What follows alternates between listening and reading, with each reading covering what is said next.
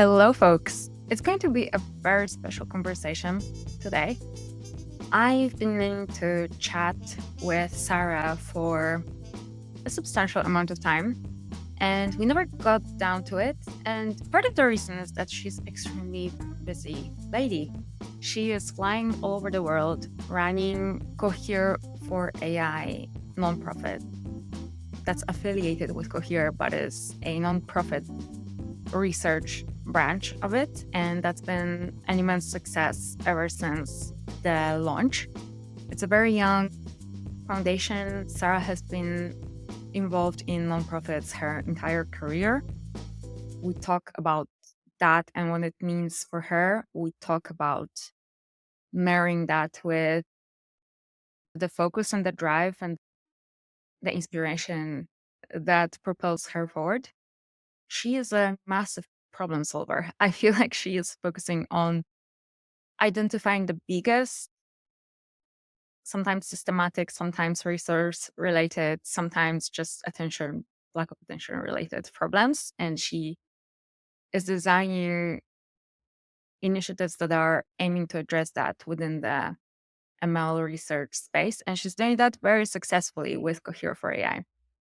Cohere for AI, since the launch, has been incredibly successful at Scholars Program, which every year welcomes new applicants that are willing to do cutting edge machine learning research as a hybrid global community all around the world. Currently, we're at the second edition of that, which is really sick. Then the latest initiative of Cohere for AI is Aya, multilingual model that is outperforming all the multilingual models that are out there, including Bloom. Aya comes with paper that includes dataset for researchers to continue working on multilingual capabilities of large language models. It comes with a movie, kind of a documentary of how Aya came to be. And it comes with a community and kind of a movement of making sure that these new types of software monsters, called large language models, have the breadth of global culture that they are applied to. All of us want to get hands on with the latest technology and being able to use the technology that understands not only your language, but also your culture, your way of perceiving the world and codifying that in certain phrases and references, etc. It's really meaningful for those communities that are normally overlooked because the majority of ML, cutting edge ML research is being done currently in the North Americas. So I really love Aya initiative. I was really stoked to chat with Sara about this and kind of the reasoning behind it. You know, when somebody so smart, having such a phenomenal career coming from the field of economy into ML and having this super intense career, being in the Google brain and doing amazing things there while preserving her heritage and her background and her kind of perception of the world and making her own impact. If a person like this, if a person like Sara is paying attention to certain things and supports that the entire community is focused in a certain direction, it's bound to be meaningful. It's bound to make a wave and create an impact that we currently need in the world of research and in the world of product development as well, because it's only a matter of time before broader adoption, before I open any Polish e-commerce site, let's say, looking for, what can I look for these days? Looking for a pajama set. And I am talking to a bot that is trained on fine-tuning data set that comes from Aya or comes from kind of ripple effect initiatives that allows it to really relate to me, speak my language, get all the cultural references and have a fun chat. Currently, I can do that in English. I cannot necessarily do that in Polish, although it's much better represented than majority of languages. Sara in particular mentions Asian languages and how tokenizing is very painful at the moment for these languages. So we talk a bit about that as well. Being so far from the research myself, I was really curious what is inside of top researchers' brain and why do they pursue language models or artificial intelligence models in general? What propels them to do that? And what kind of thoughts they have around the currently existing technology and also how it can be improved in the future. We certainly dive there as well. If you want to get up to speed when it comes to the types of problems that are currently relevant in the LLM research space, the type of limitations people that are using LLMs in the downstream tasks in production setups are facing, this is a conversation that will give you a good idea of where we are at and where we're heading as well. Once you go through it, remember to rate it. It always means super much when I get feedback from you and when you let me know if something was helpful or not and what you particularly liked about certain things so that I can plan ahead future conversations. All love to you. I hope you enjoy the convo. To highlight again how privileged I feel to sit down with you today and to have a moment to dive deeper into your work, your thoughts, your story. It's a really it's such a colorful, inspiring, important, I think, story. I'm really excited to do this today. I've never chatted with you also at length before, so it's a rare treat for me to be able to do this. Thanks so much for showing up. I can imagine that there are folks listening or seeing this and seeing this incredible career trajectory that you've had and where you are currently at. For folks that are inspired by it and would aspire to push themselves towards there, I want to ask you a bunch of questions about your current responsibilities and how you're kind of handling this. So, am I getting this right? You're a vice president of C4AI Research Lab. What does vice president of research lab do on an everyday basis? What does your day to day look like?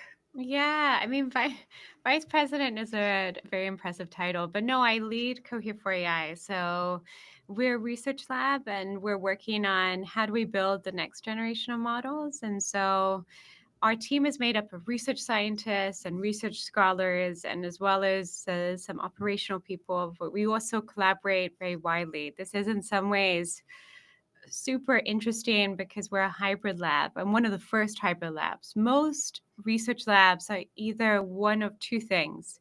They're either pure industry, which means they're relatively closed, or they're purely a kind of open form, and we do both. So we have an industry lab where people are working on what comes next with AI, but we also collaborate a lot across universities with independent researchers. And this combination is kind of magic because it creates these new spaces where research can take place. What does my day-to-day look like?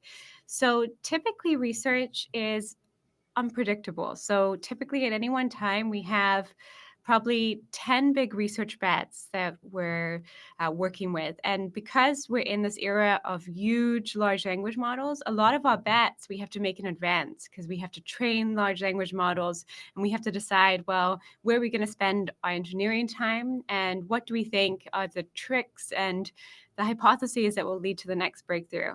So at any one time on a given day, for example, today, we had touch bases with research scientists about 3 different projects that are underway. 2 are led by our scholars, and they're working towards submitting a paper because their work is they've had some great findings, but others are just at the beginning. And this is what I would call like your portfolio of research ideas. And then we also do a lot of work with our independent researchers, everyone we collaborate with externally.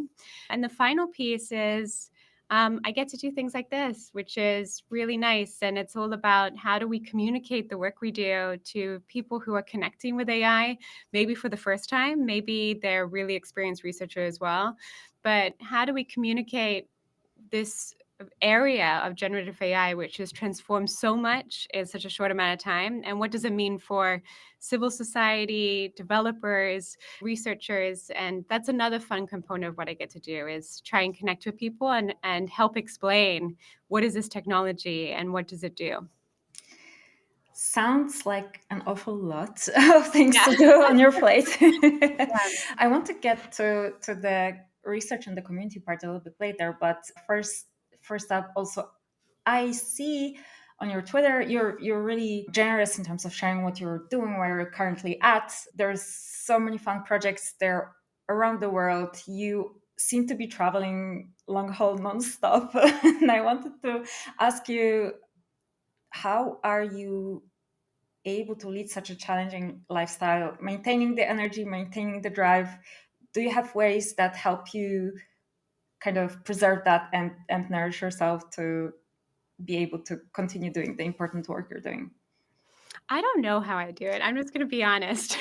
I think the last year in particular was so unexpected because, first of all, we had this breakthrough of generative AI, which is very rare as a researcher. Normally, when you're working on something, it's very rare that it just starts to be used by people all over the world.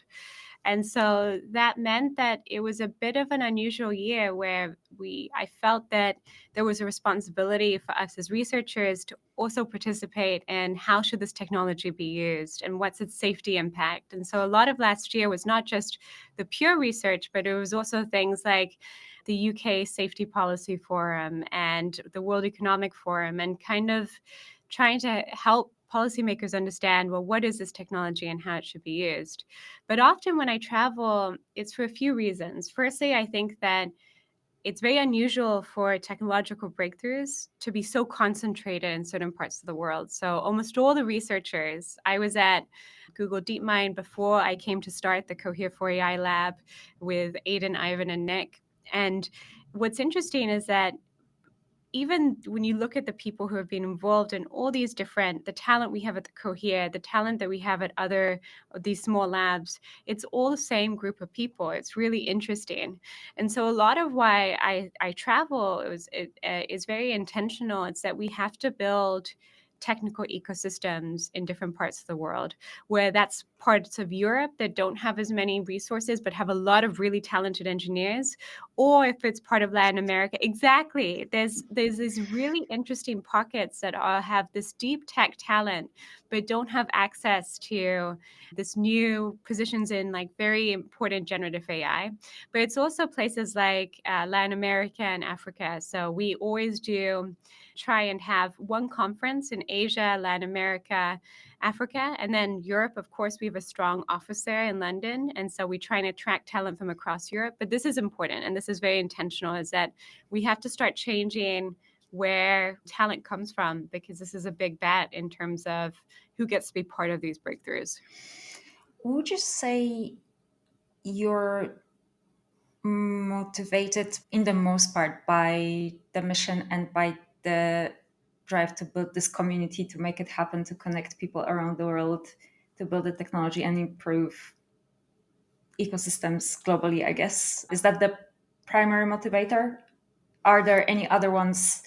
What's inside of you, and why are you having so much energy to push forward that very few of us have? I want to really understand, how is that Yeah. possible? I think so. My whole career has been driven by wanting to ask, interesting questions. And in particular, like, how do we model the world around us? Like, how do we create models that really can represent the world that we see? My interest in making this also about who participates in research is honestly a bit selfish, because I think that the very interesting thing is that so much of a talent pool and what it takes to create teams is ignored often because of a default on what's convenient. But some of the best breakthroughs happen when you bring people together where they are in a talent pool which is normally ignored and they're brilliant. And I think that people forget this because we have a real emphasis on really Silicon Valley. Even within these ecosystems, we gravitate a lot to certain places. But the best teams happen when people are really hungry for this mission of like, well, this is my chance and I have something to prove. And I found that again and again in my career is that magic happens when you feel like you have something to prove. And when you expand these entry points and you connect with talent all around the world, you're finding talent that is not only brilliant because they've had to be, because they have to somehow be visible, even though they're not in the right part of the world, but you're finding talent that has something to prove. And when you have that combination, that's when you can really create super interesting technical breakthroughs in a way that's not possible if you choose people that have many different options and often are more distracted by do they have the best option rather than just focusing on the mission. I can again relate to it so much because of the region where I'm at currently, and also because of the kind of cultural differences I come across when I work with folks at Cohere. And I really love this insight that you have, that, and I can see it in myself coming from kind of, we are on a hyper growth trajectory as in many places around the world, but we are still kind of as a region trying to establish our footing in the world, trying to establish our narrative, our kind of give weight to our decisions and our thoughts and our kind of policies and all that. So we do have stuff to prove to ourselves and to others. And I think that's why I think it's a brilliant observation that we push so much harder thanks to this. Question to you. So speaking of geography, your parents met in Sudan and you were brought up in Mozambique and you were traveling a lot before you ended up in these more kind of heavier centers of gravity of the tech ecosystem in North America. So tell me a little bit about that. What were they doing in Sudan, by the way? How did they end up there and how did they come together? What was it like to grow up in Mozambique? And is it the reason why you have a smiling face all the time? I feel like that's a very, it's a very unusual thing, but I typically see that in people coming from places where there is a lot of sun. They Yeah. have a smiley face, and it's very Yeah. unusual to see. That's why I'm curious Yeah. about that as well. Yeah, it's very interesting. So my mom is Irish and my dad is British, and they met in Sudan. They were part of this program, which I'm actually not sure if it still exists, but it's called VSO. It was a volunteer program. So my mom is a teacher and my dad was an engineer. And then when they met in Sudan, they fell in love and they decided to keep traveling around Africa. They what I would call or describe as European hippies. Like they're very well dressed, very very stylish, but they smoke weed and they've traveled all over Africa and my mom is a passionate educator. So she taught primary school, secondary school, and then she started teaching other teachers. So my parents ended up moving from initially Lesotho, and then most of my childhood was in Mozambique. But then they also went to Kenya, Liberia. My parents would just return to the UK. They just retired, but they were in Africa for 36 years. And I think that it was interesting. At the time when you're growing up, and this is very common, you just accept whatever's presented to you as normal. And my parents, they never asked us. They were just like, we're moving now. So I think that at the time it was just very normal. But I think in retrospect, I was so lucky to have that. It was such a gift because it's such a interesting experience as a young person to firstly to be in Mozambique, which is beautiful. It's also a country that is very much on the rise. Like it's kind of how you were describing it. It's been blessed with a lot of natural resources. It's got a beautiful coast by the Indian Ocean, but also I think it was a gift in terms of the strength it built within me. So when you move a lot, I think particularly as a young person, it kind of distills within you like who are you outside of the environment that you're in? And so I think it made me have more of a sense of myself. Before that's normally common. I think normally we have a sense of ourselves when we leave the home and, go to university. But I think early on, I kind of started to understand, well, this is who I am, even though we're traveling to all these places. And so that was also a gift. The last thing I'll say about it is that it was also a profound part of maybe my upbringing because I got a scholarship to go to the US. So in my last year of high school, I got a full scholarship to go to the US. And that was such a gift as well because that opened up so many doors. And I think people forget how profound it is to have a chance, to go, especially growing up in Africa, we always watched American TV shows. This happens a lot in other parts of the world. You watch American culture.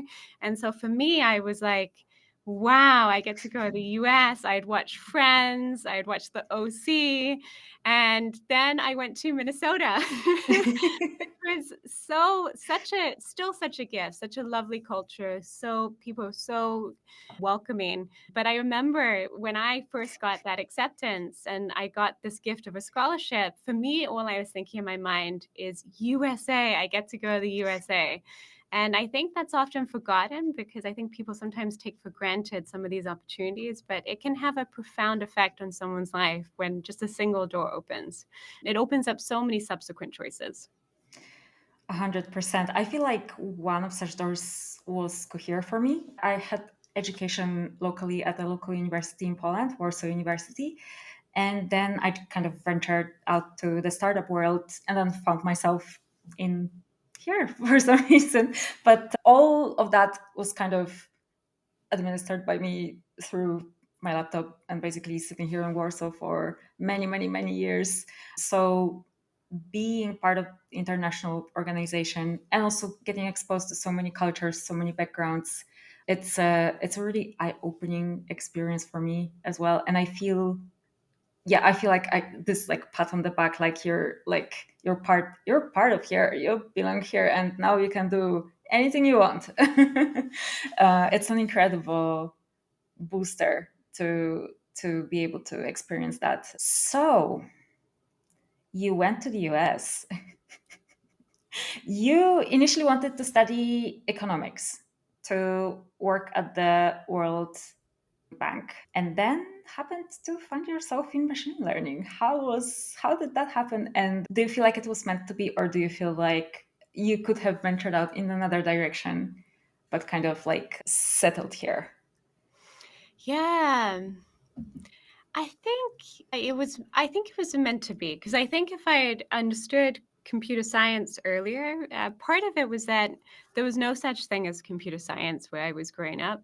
The most technical people I had seen were economists. So I think that I would often see economists who were with the World Bank or working with the UN, and they were trying to model these more profound big questions.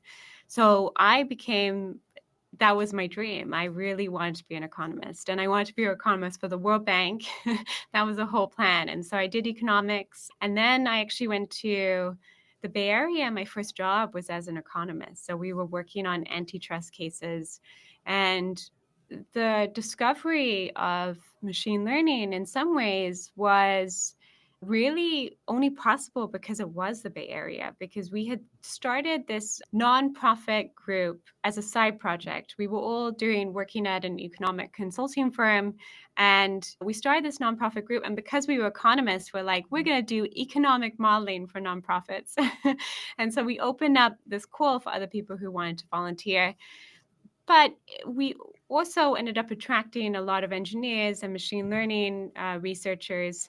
And economics, in many ways, it's the foundation of machine learning. These are not disconnected fields. Economics just relies a lot on linear models, and a lot of the reason for doing that is interpretability for policymakers. But the issue with linear models is that data in the real world is it's rarely fits the distributions that you have to assume are present for a linear model to work. And so when you think about it, when I talked about why, my career, I wanted to work on interesting problems, I felt like as soon as I discovered machine learning and the control that you had picking more powerful models and the end-to-end control you have in terms of processing data and having more ability from an engineering perspective to scale, it was impossible to go back to economics. And I think that it's very interesting because economics as a field is wrestling with that right now, where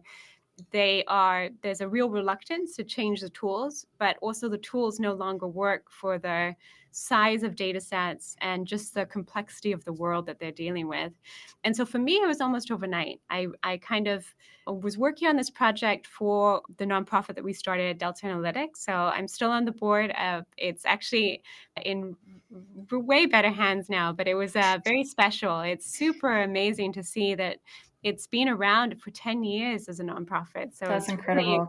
incredible. Congratulations on that. I mean, creating a nonprofit and then having it survive for 10 years is a Yeah. biggie.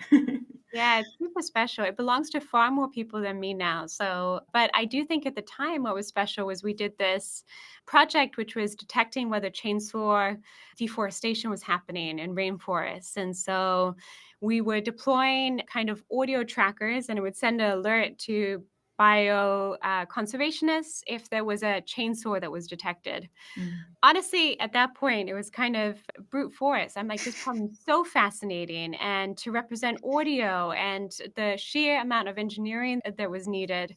And so overnight, I just started really throwing myself into it. And this is the advice that I would have for, I think that if your career is static, then that's probably an issue in itself. I think that we should have a good understanding of what problems interest us, but if you know what problems interest you, you should always be throwing yourself into the deep end and trying and learning and growing. And for me, that was probably my most intense period of growth because a few things happened at the same time. One is I joined this startup called Udemy, which is no longer a tiny startup, but at the time it was. And I joined as an analyst, but I was waking up at 4 a.m. and staying after work to really start doing the end-to-end engineering and also really this goal because I wanted much more control over what algorithms I used. And then I had my first and probably most profound lucky break because most careers are a combination of preparation, but also lucky breaks where someone takes a bet on you before you're ready. And I had a lucky break because Udemy at that time was still small enough that people took bets. And so the VP of engineering let me transfer. And they let me transfer into the machine learning team, which was tiny. There was only 4 people at the time. So this was when Udemy hadn't IPO'd. It was the very beginning. And that was profound because that meant that I was then working round the clock. And it was like a very important time in just learning a craft and learning your skill set. And so that was also important because I worked on some of their first recommendation algorithms and some of their first fraud detection. So that was very important. And that also crystallized my interest in research and understanding machine learning problems as a whole. And then I started teaching. So that in general was a very I think there's a few times in your career where you can give it all and you're throwing yourself into something and you say, I'm just going to become very good at this. And I'm going to make sure that I carve out the time to be very good at this craft. And I think that one thing that often is underestimated is that most crafts, most technical crafts, just require a brute force period with a certain amount of time that you give. But this can have profound effects because it sets you up for the rest of your career when you really invest in becoming very good at something. And so this is that time that I associate with that in my career where I threw myself into something and I just focused on gaining excellence in a craft. So that's an incredible story in itself, given that you had the courage to throw yourself there, potentially fail, but eventually not. And you were so inspired, but what you have just discovered that you wanted to give it time, you wanted to, we are in different phases in our lives. We not always can dedicate so much. I guess that was the lucky also combination of you being at the right kind of place and time in your life where you could just throw yourself at it. They say that it's best to find startups when you're young, because later on, you get kids, you get cars and whatnot, and then things get a little bit more complicated. More people depend on you as well, so you cannot really fail, which is a necessary kind of risk you need to take when you're throwing yourself at it. Very cool. I had no idea you were at Udemy, so I'm really glad I discovered this little nugget. I listened to your interview with Sam Charrington on the Yeah. This Week in ML podcast. I highly recommend it. By the way, I'm going to link it in the show notes. One of the things that really hit me was your very tangible drive to understand how models work. You use this expression at some point, interrogating what the models do and what their capabilities are. So, cheeky question maybe at the beginning. What are models to you? Why are you so fascinated by them?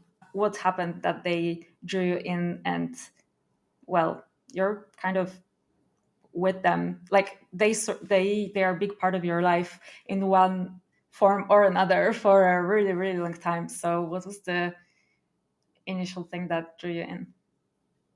Yeah, that's a very good question. I mean, I guess in some ways I'm interested because it's a grumpy interest. For example, when we talk about the models that my team works with right now, we work with large language models a lot of the time, just massive models, 6B to 52B, just very enormous models. And part of interrogating what they do is that I don't think they should be this big. I don't think that they should take this much energy. If you think about our brains, now, our brains run on the energy equivalent of an electric razor. There's just so little. We have so many shortcuts and so many inbuilt kind of design choices within our intelligence that limit the amount of power that we need, but also make us very efficient. For example, even now when we're talking, unless you do something dramatic, like put your hand up, I'm probably simulating you in this picture because my eyes don't do a full forward backward pass. Like, we take shortcuts to make ourselves computationally more efficient. Another thing that we do is, you rarely read and walk, but you often walk and talk. So certain senses, we have just much better processing paths. And that's because we've been optimized for certain types of inputs. Which is another reason why we're so bad as humans relatively at math, because we're very bad at sequential processing. Like, I think that in many ways, this is a natural advantage of models in general, is that we have certain skills that come with great ease. Like, for example, tracking an object across a room or things like that, or processing the co-occurrence of senses. We still use all inputs, but there's certain things which we're not very good at. And so these are partly choices in the design and also the efficiency that we've made. And so when you look at large language models, there's just clearly huge inefficiencies. And so partly why interrogate, why do models do this? In part is to say, I think we can do it better. Why can't we do it more efficiently, more compactly? And to figure that out, you have to ask first, what are they doing and why do they require all this? So it's a very interesting question. And it gets to the heart of what I think the future of AI will be, which is that we have to go smaller. These are hugely inefficient representations. So we're going to have to go smaller, and we're going to have more adaptive compute, which means that right now we basically light up the whole model for every training example, because we just end up doing gradient updates to all the weights. And the truth is, why do we do that? Why don't we do partial updates, or why don't we combine routing from models in different ways? That's very interesting. First of all, like, considering how much of a limit we are currently hitting with the hardware that we have on our hands, like production limits simply, and there will need to be new solutions coming up for this huge need for language models that have just been born, basically. So it's going to be very interesting how that plays out in the market generally. But just to think of Yeah, I really love this metaphor of, I mean, the analogy with our brains, that some parts of our brain light up their neuronal connections when we do things, and with a certain area, certain part of it, Yeah, rather than the our entire memory is thing. also a good example of this. So we have short-term memory, which is really this ability to hold probably the last day. You probably have a good sense of what you did over the last 24 hours. But we also have this very visceral long-term memory where not everything gets stored. But there's probably certain episodes from your childhood that might feel vague. They might not be recollected in the same way by everyone, but feel very sharp to you. At least you have some notion, but you stored some moments and not others. And so we store things along different time horizons. Whereas with large language models, we just count the number of data points that are similar in a certain way, like the gradient updates, because we use batches. What dominates is just, the most frequent combinations. And so that's really interesting. If we could get better at selectivity and storing things along different time horizons, this is also a really fascinating moment that has to be explored in future models. Incredible. Also, the memory in the models, and the kind of their capability to store our previous conversations, understand our preferences over time, being able to tap into it after a while, and having this like extremely personalized, tuned approach towards chatting with you after a while. So exciting. And yeah, anybody that tried to build a chatbot knows that memory is something you need to hack. Basically, Yeah, you need to find a way to kind of create a shortcut, create a summary for the model, or something like this, to be able to keep keep the level of the conversation, keep the same sort of personality level of knowledge with it. So that's on the AI side of things. Now, you've been like, actually, part of the reason you're, as I understand, discovered AI was because you were engaged in nonprofit activities, yeah. that you were doing in your free time. There is definitely a history in your family of doing the nonprofit work, so you probably grew up with a lot of the spirit of that. I wanted to ask whether this is something that you consider natural for yourself, whether this is something that part of what also drives you to solve problems, because you see problems and you see challenges and you see difficult questions, and you kind of want to tackle them in terms of improving stuff. Tell me a little bit about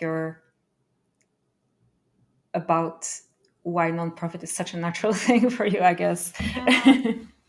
Well, it's interesting. So my mom, as I said, was a teacher, and my dad raised us. So he was, me and my two siblings. My mom, I would say what she did was far harder. Being an educator in general, a teacher, and she worked with many teachers. So even now, she has a WhatsApp group with all the teachers. She's because as her career developed, she started working on how do I support national groups of teachers, and the teachers didn't have many resources. And so it's a much more profound challenge because I think there's a bigger picture view. Typically, I think in terms of where you place your work, because your work is a very important piece of your life and you should choose problems that are interesting. But I also think you should choose problems you can measure progress on. What I've always admired about my mom is that many of the problems she chose, there wasn't often a clear measure of progress, or a whole year could pass and it was really tough to see your individual impact.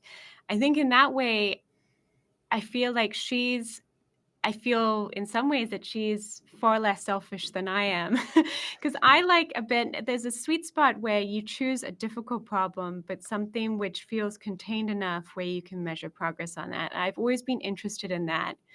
And that's why my mom, her work, and my dad's work as well, he worked in as an engineer, and he really, I think a lot of my ability to jump in the deep end comes from my dad, and him always saying, it's really, when I went to the US, I think a lot of what he said was, I'm so glad you're going to the US because I feel like your dreams are big and you should find somewhere. And I still think that's true. I think if someone, there's places like the US where you can really, or Canada, that you really can dream big in a way about like what you want your dreams to be. But in terms of choosing nonprofit work, I've always feel like if you choose the right problem, the status is not as important, whether it's nonprofit or for profit. But if you choose the right problem, it's not just about getting to the finish line, it's how you get there. And I think there's something profound about making progress on a difficult problem, but doing it in a fundamentally different way that also changes how people view the setup itself.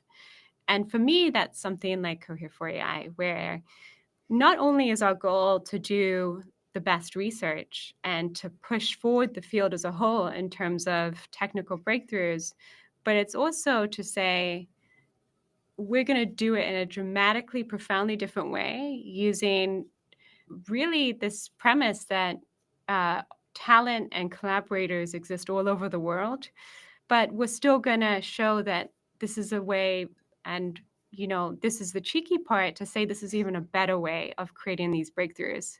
And so for me, there are it's much more important that you choose a problem which is difficult enough that you don't overfit to small problems, but also that you think about how things are done and not just getting to the finish line.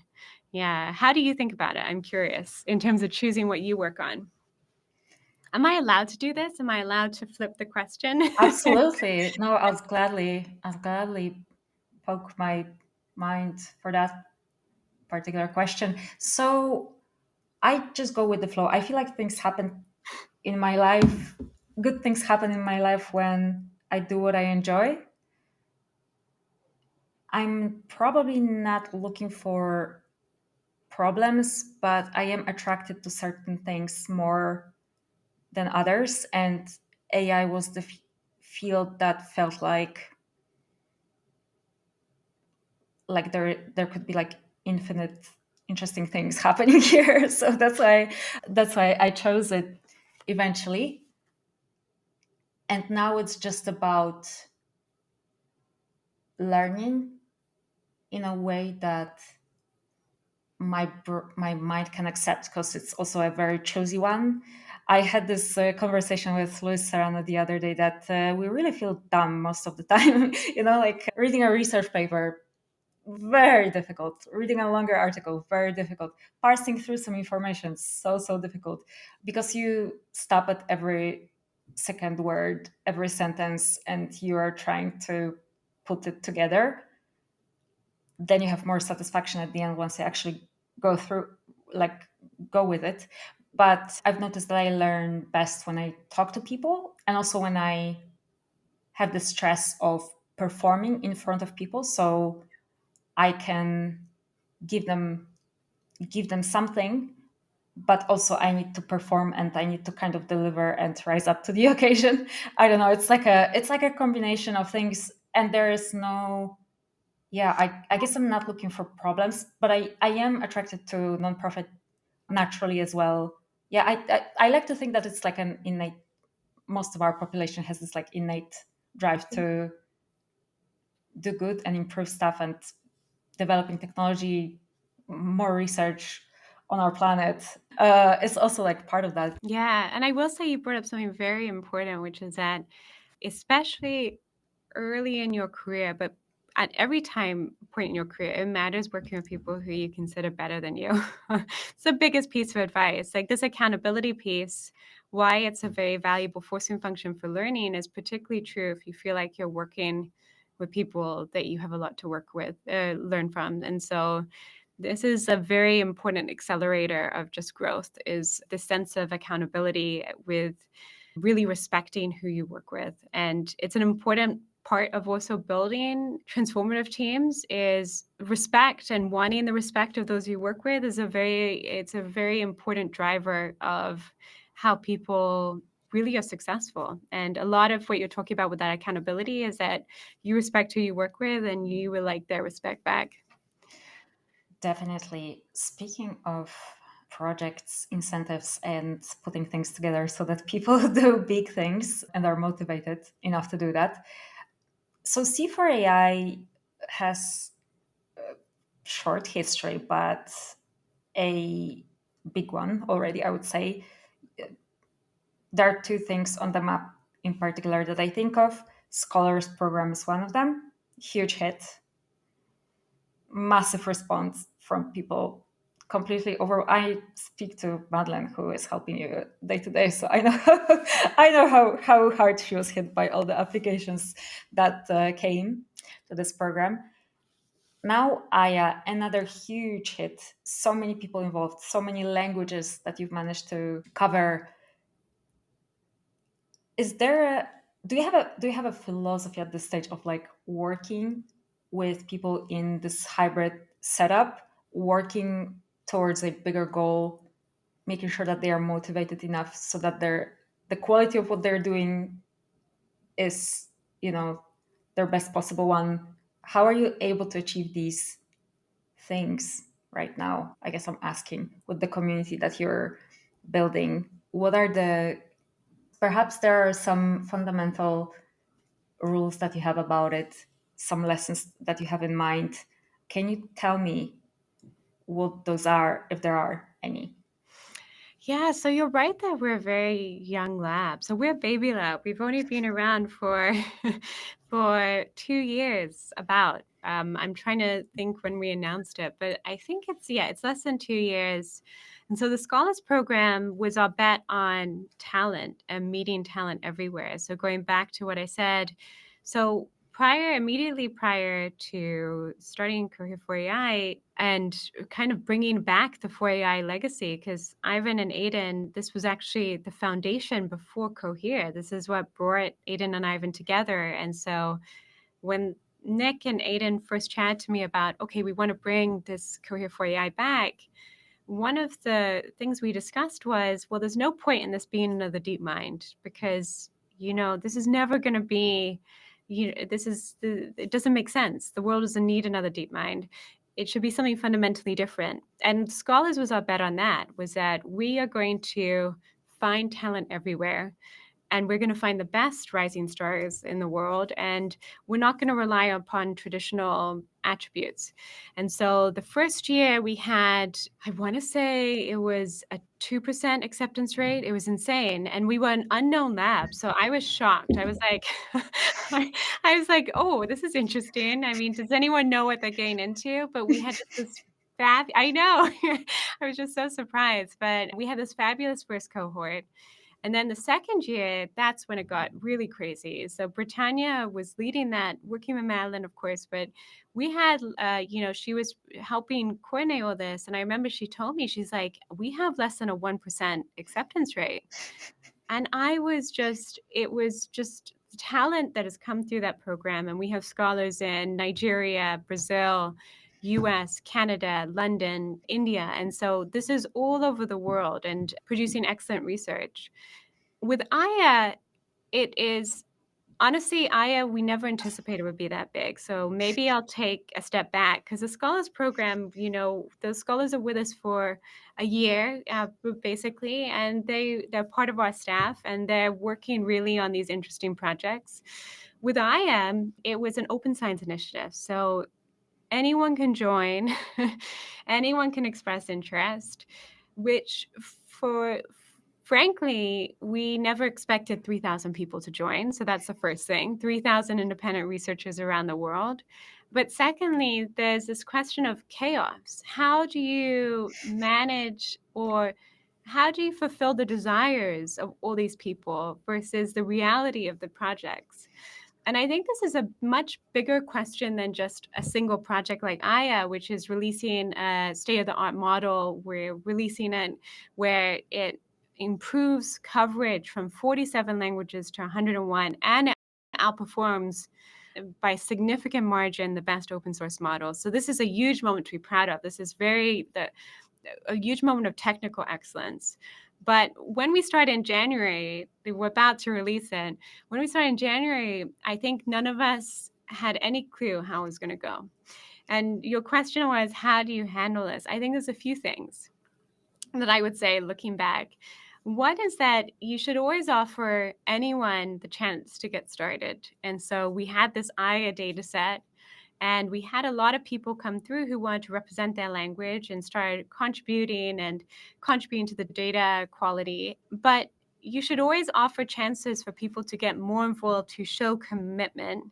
And there has to be fluidity with that because you never know ahead of time who this is going to be a profound moment for in their journey.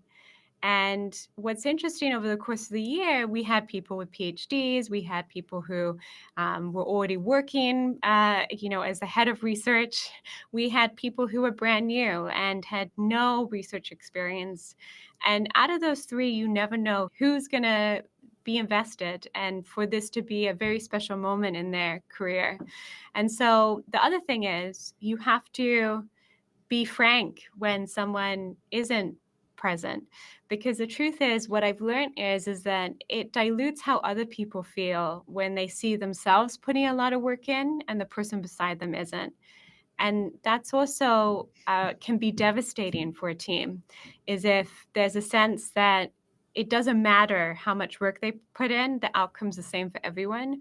And so one thing that we did in Aya was that we were just honest. We would say at different points across the year, hey, it seems like you don't have time for this anymore, and that's okay. But I think what that meant was that the group of researchers we had to the very end, they are it is a mission. It is something that everyone has worked so hard on, and it represents 116 countries, 101 languages, 200,000 human annotations. I think it's like 2 million overall annotations that we're releasing.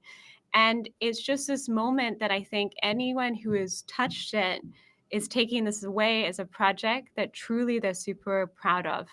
And that for me is probably the biggest thing with teams, is that there's no point spending a year working on something, which is what we did with Aya, if it's not going to be excellent. Because there's no point. There's a lot of work that has to be done in multilingual to come. This is merely a first important step, but I'm really proud of it. And I think that whenever you spend time for a year on something, you should be able to say that at the end, is that we gave it our all and we worked extremely hard.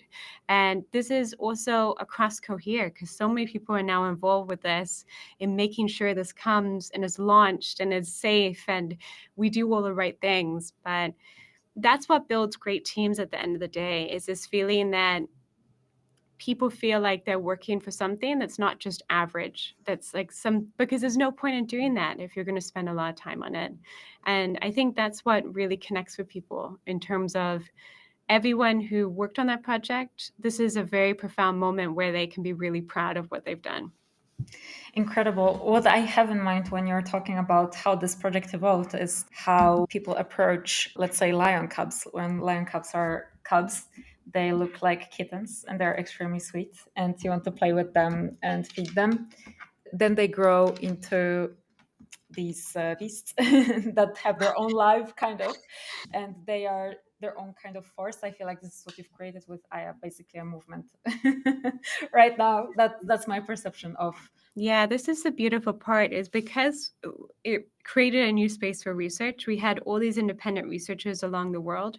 Many of them are going to create collaborations, which don't even involve, they may involve like 6 authors, and it builds a series of connections which will last far beyond an individual release. And that's very special, because you're right, it's not just about a single paper or model, but it's also about the ecosystems that you create along the way. And this is definitely one of the most profound things about Aya, is that none of these researchers were connected before. And researchers in Asia working on language were not connected to researchers in Africa, and definitely not to researchers in Latin America, and the same vice versa. So this is a whole new set of collaborators who care deeply about representation, who are going to take this forward beyond this one project. So speaking of of things to be proud of, I'm very proud of you as well to pulling this off, and I'm incredibly excited for people to start using Aya and using the data set and check out the documentary that you've produced around the project as well. So it sounds like the goal of the of Aya project is not only to have more languages present in the data set of large language models out there, but also to push the level of performance and kind of show the improved performance. And I think there's still, it's less and less so right now, but there is still a lot of pressure when it comes to benchmarks. There is still a lot of pressure when it comes to having kind of the most beefed up, powerful model that can do this and that gets the headline. So what I'm sensing is that it's as much at least about the representation as it is about the performance and kind of pushing the envelope. Is that an expression in English? Sometimes Yeah, that doesn't. yeah, that's Okay. an expression, yeah. I think it's both. I'm really proud. So not only is it 47 to 101 languages, but we outperform the open source models that are massively multilingual. So and we also expand the evaluation. So you're right, there's many different evaluations, but we do MMLU, we do human eval, we do discriminative tasks, we do generative tasks, we do translation. So we have the paper is really thorough because we wanted to make sure that this was a meaningful step forward. So it is. I think I'm really proud to say that.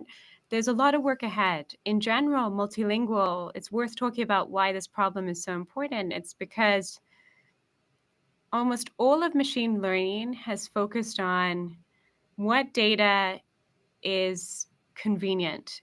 And typically, what data has been convenient has been data close to researchers and easy to gain access to. And what does this mean? If you look at something like the internet, which has fueled a lot of breakthroughs, it doesn't really mirror the distribution of who uses the internet now. It mirrors the distribution of historical usage. And so you have things like English, which are heavily overrepresented, and you have other languages which are almost completely absent.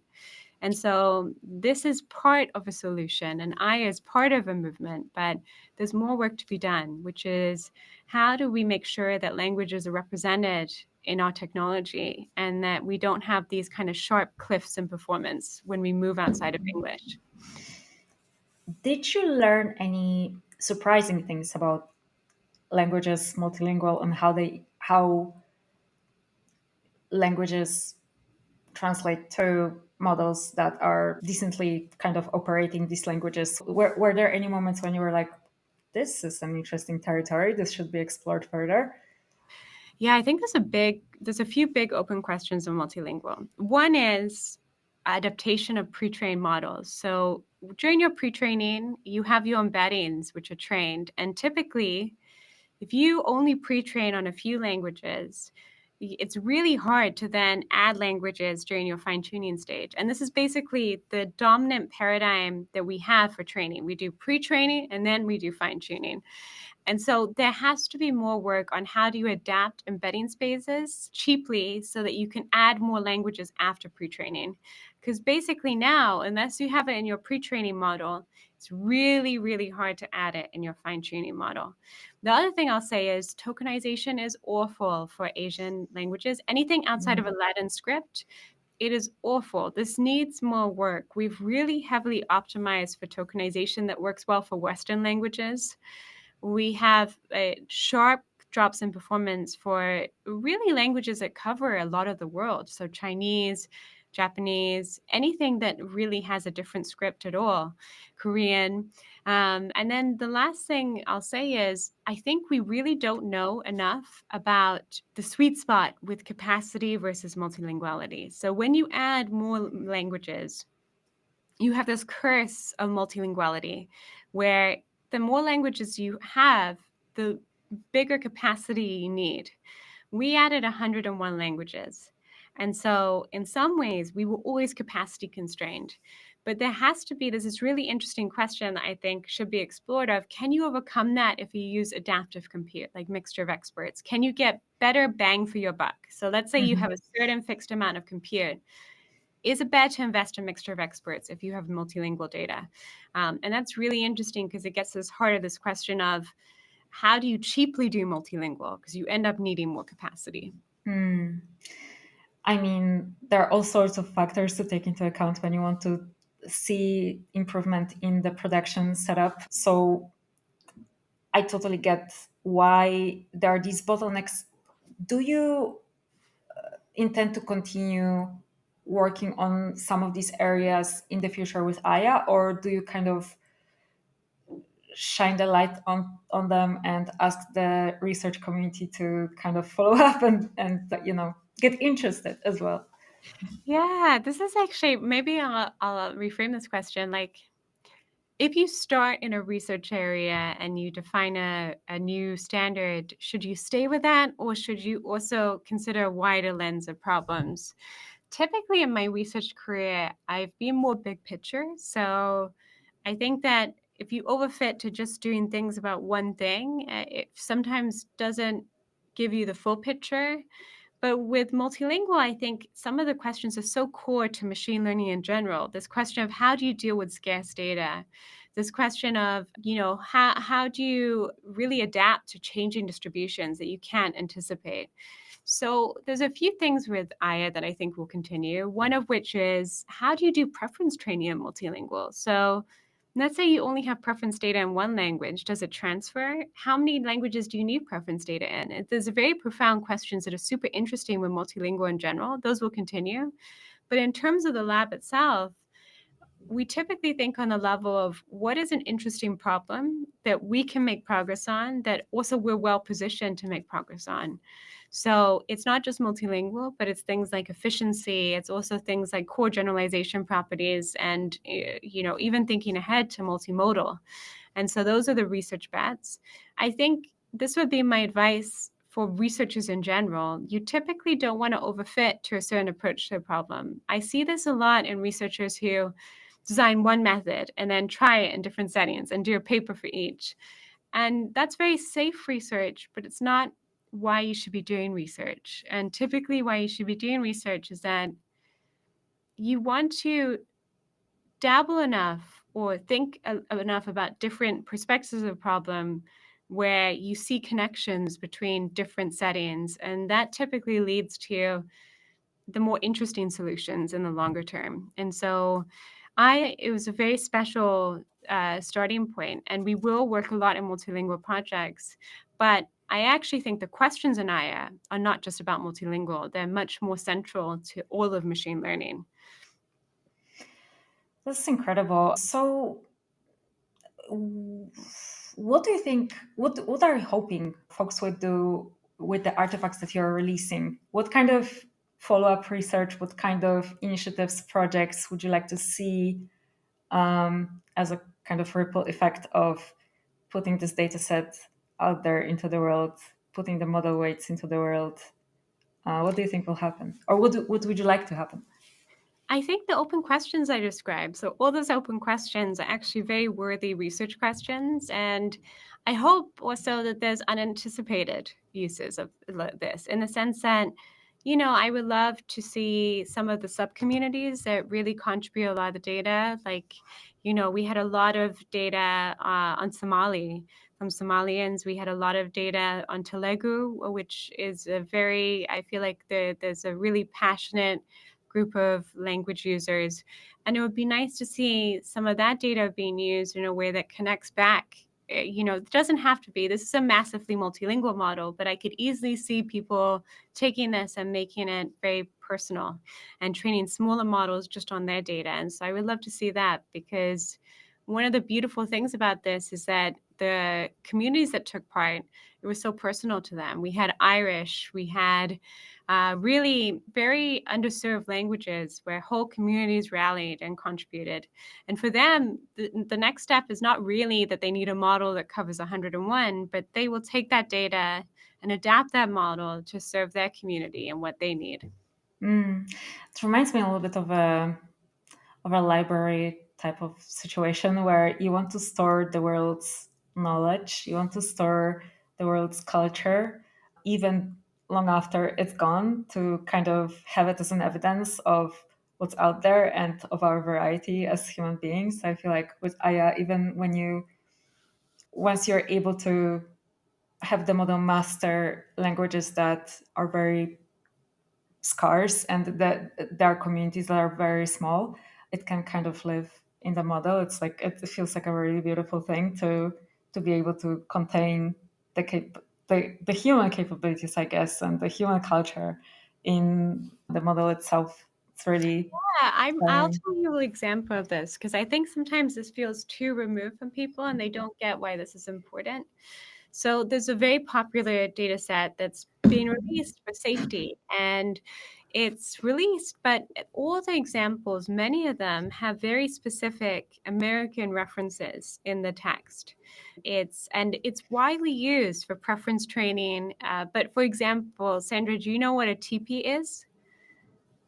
No.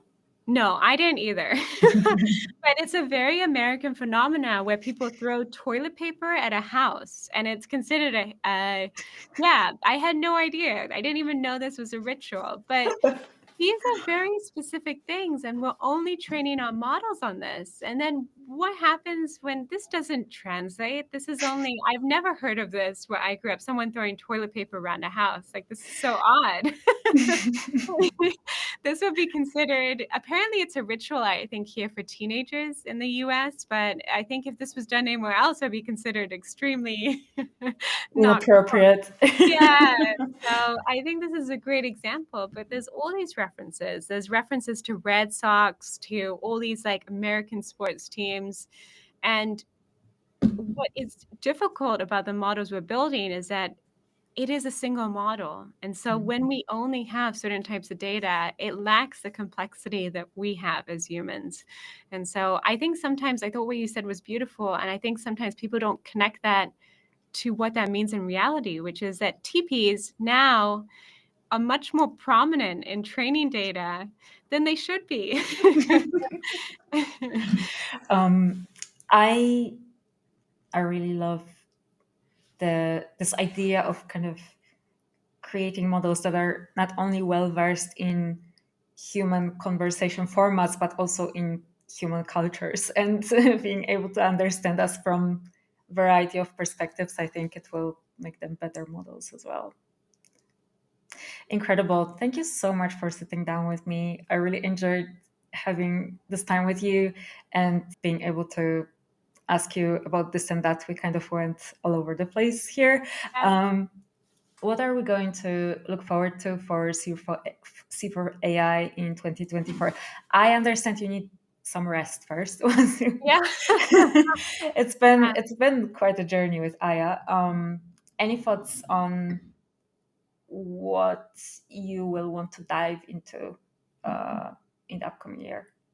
So the scholars just joined 2 weeks ago. And so they're all working on their research bets. And so I'm excited. I've looked over each of the bets and we've been working together to finalize some of them. And they're really special. And I don't know if any of those, you never know with research ideas, but the goal is to make sure it's ambitious enough that if it works out, it's something that's meaningful. And I'm excited to see what the Scholars cohort works on and the results that we have, and we can share with everyone. So that's something that's it's very special. And then also, I think that increasingly for our open science community, I'm just excited for the types of programs that are being led in the community. So, for example, with the open science part, it belongs to everyone. And so we have these programs which are recommended by, the people who are part of it every day. And there's just very special series that people are hosting. There's one around machine learning for good. There's another around really ML theory. And so I think that this is a sign. My main philosophy as well with how you create spaces is that it should always bubble up. There should be a natural impetus. And as of right now, which is kind of crazy, we have like 64 events, open science, which is absurd. But that's also sometimes I think about it and I'm like, that's so crazy because it's the same moment when we had the first scholars apply, and I was kind of like, that's so crazy that so many people apply because we are baby lab. And so for me, signs like this are really special because no matter what happens for 2024, I know it's going to be exciting just because so many people are willing to say, this is exciting and I want to be part of it. And sometimes that's the energy that means that it's going to be a really interesting, special year.